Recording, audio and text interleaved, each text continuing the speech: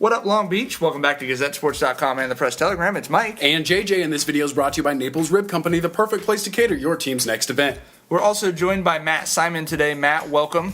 What up? More League. We are talking kicking about it old school, Mike. We're kicking it Gazette style. We're giving you some more League action. People have been wanting to hear more about the local team, so we're going to start off with that. Looks like the More League standings upside down this year from where they'd been the last couple of seasons. The big game we're talking about is Compton at Millikan, and I'm really excited for this game, JJ, because I think this is the first time I can remember in several years where I've gotten people texting me, what do you think's going to happen on Friday? And I've responded, I genuinely have no idea. These two teams haven't been in the playoffs at the same time since, 2008, 2009, when we first started this job? Those were the last years that either team made it to the playoffs. Neither of them has been there in 8 years, and right now they're looking like the two favorites below Poly, sitting atop the league standings. Poly at 4-1 overall, 2-0 in league. Compton 1-0 in league. Millikan 1-1 with just a loss to Poly, and both with winning records. Both getting some love from CIF rankings. So this is exciting for us. This is exciting. We haven't seen these teams have this kind of an experience in a little while. Well, these teams are being successful the way that the teams were being successful in 2008. Millikan, strong defensively, keeping itself in games,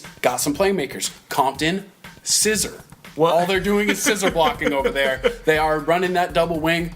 Maybe the best that they ever ran it, because look at the numbers that guys like Christian Swin are putting up. Christian Swint, 600 yards so far, and this week we should definitely see a healthy dose from Chris and Terrence Pratt. It's the two-headed monster over there, and definitely expect this one to be a battle in the trenches, though. Those two guys have combined for 21 touchdowns. Swint, not only 600 yards rushing, but 14 touchdowns by himself so far. That is pretty impressive. And I don't know, do we have predictions for this game? I'm calling it a pick'em. Think about this for a second. Millikan's got to fix something defensively. I know I just lauded their defense, but they got over 300 yards run on them by Lakewood last week.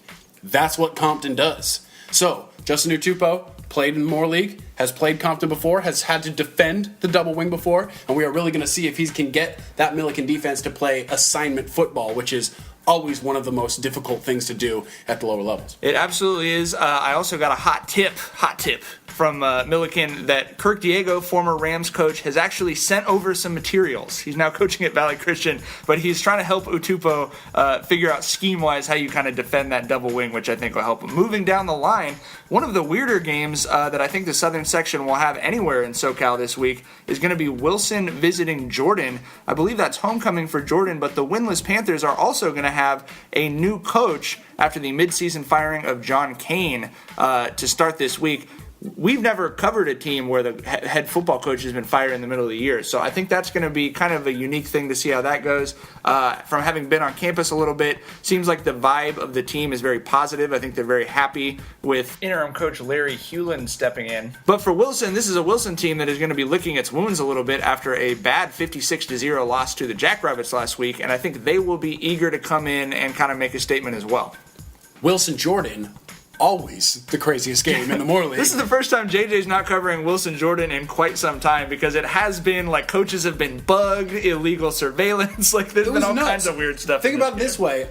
Current Chicago Bears linebacker John Timu was in this game and ran the option for the first time in that season to come back big time. I think they erased like a 20-point deficit in the second half. Right. And that's just one of the crazy games. Probably a less crazy result is going to be Poly hosting Cabrillo at Vets. This was supposed to be a Cabrillo home game, but the new field is not quite ready over there, so it's going to be at Vets. Jackrabbits have never lost to Cabrillo. Obviously not a lot of reasons to think that's going to happen for the first time this year. Cabrillo off to a rough start, 0-1 in league, took a 51-0 loss to Wilson. Poly obviously has been kind of humming along through the More League so far, and to me the thing to watch for Poly is just whether they accidentally give up a point somewhere in league, because I think they've sort of stated it as their goal to not do that, and so far they've been perfect. 2 games, 2 shutouts in league. Matt, if you're coaching Cabrillo, what are you just trying to get out of this game? Is there something positive that you can take from this? Yeah, I was at practice, and George Richardson and the coaching staff over there, they just want the guys to learn and grow together. They have an inexperienced quarterback, sophomore, Brandon Vasquez. So essentially, they're just trying to get these guys ready to go and just play well and just try not to make mistakes and, take them out of it early. I'm also very curious to see which Poly plan shows up. Is this the Millikan plan, where everybody plays and maybe the starters don't start? Or is this the Wilson plan, where you put the starters in, get a big lead, and then move on?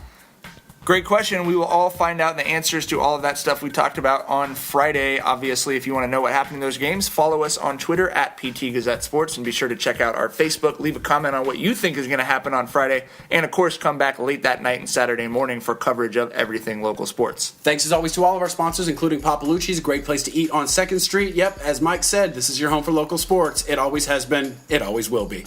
GazetteSports.com and the Press Telegram.